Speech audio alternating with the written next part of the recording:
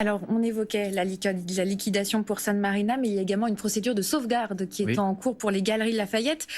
On le découvre, le prêt-à-porter est actuellement en crise. Et Julien Gall, notre chroniqueur, on va aborder avec vous une question plus large. On le voit, San Marina n'est donc pas la seule enseigne française de mode et d'accessoires à être en difficulté.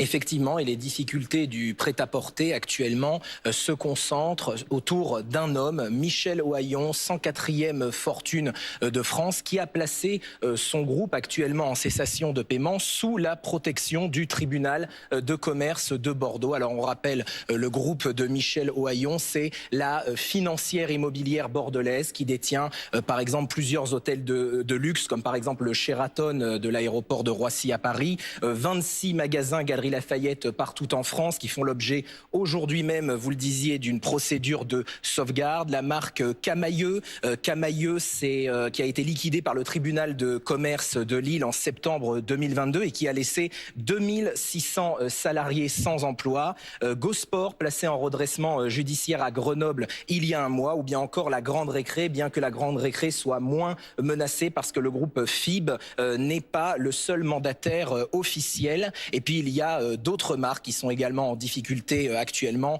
Koukaï, André, Pimki, et puis vous le disiez plus récemment, San Marina. Pourquoi, Julien, le prêt-à-porter est aussi en crise et surtout, est-ce que cela devrait durer ?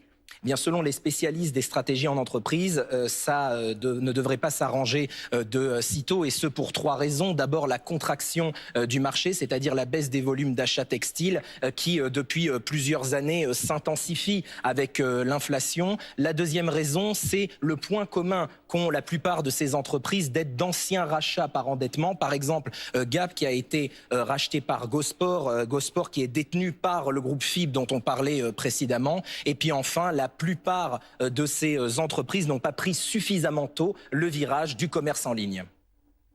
Merci, Julien Gall.